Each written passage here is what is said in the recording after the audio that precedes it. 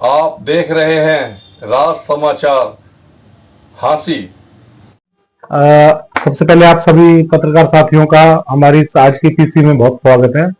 मैं Rohit Kalsan advocate bar association Hansi का member हूं और 4 तारीख को 4/4/2026 को हमारी हाउस की एक मीटिंग हुई थी और कार्यकारिणी ने हाउस की सलाह के साथ ये फैसला लिया था कि हमारे बार के जो सालाना चुनाव हैं वो 15 मई 2026 को आयोजित किए जाएंगे।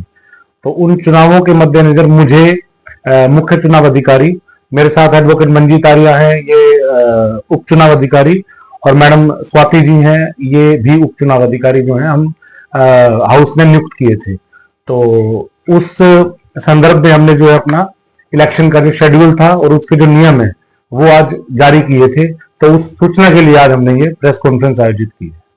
तो किस तरह का शेड्यूल बनाया गया है? शेड्यूल मैं आपको थोड़ा सा कम शब्दों में बताने की कोशिश करता हूँ। जैसे कि मैंने बताया कि 15/5/2026 को हमारे चुनाव होंगे। चुनाव हमारे हमेशा की तरह 5 पोस्ट के लिए चुनाव होंगे, जो president, vice president, secretary, joint secretary, treasurer और लाइब्रेरी इंचार्ज के लिए होंगे। एक नई चीज जो इसमें ऐड हुई है वो ये हुई है कि हाल ही में माननीय सुप्रीम कोर्ट ने एक गाइडलाइन जारी की है कि महिलाओं को जो बार की बॉडी है उनके अंदर एक पद या उनका जो एक अनुपात में आरक्षण दिया जाए।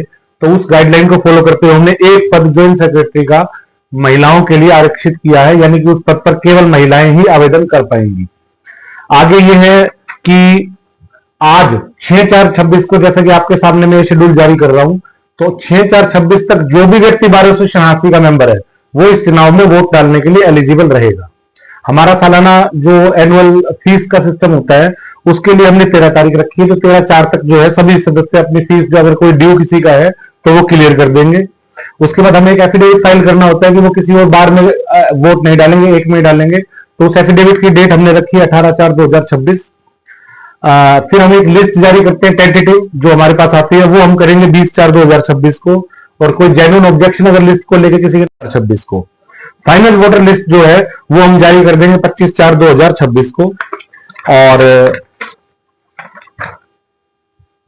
नॉमिनेशन जो फाइल होंगे इलेक्शन के लिए वो होंगे 22 और 23 अप्रैल 2026 को। छटनी जो होगी नॉमिनेशन की वो होगी 23/4/2026 को।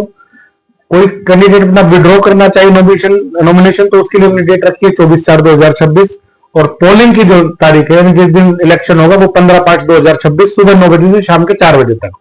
4 बजे के तुरंत बाद हम वोटों की गिनती शुरू कर देंगे और जैसे ही गिनती खत्म होगी हम इलेक्शन का रिजल्ट डिक्लेयर कर देंगे। तो ये हमारा एक टेंटेटिव सा इलेक्शन शेड्यूल है हमारे। क्योंकि इस बारे में जो एग्जैक्ट संख्या है वो मैं आपको बता पाऊंगा जब हमारे एफिडेविट आ जाएंगे, लेकिन फिलहाल के तौर पर कभी हमारे 700 प्लस के करीब मेंबर हांसी बार एसोसिएशन के सदस्य हैं।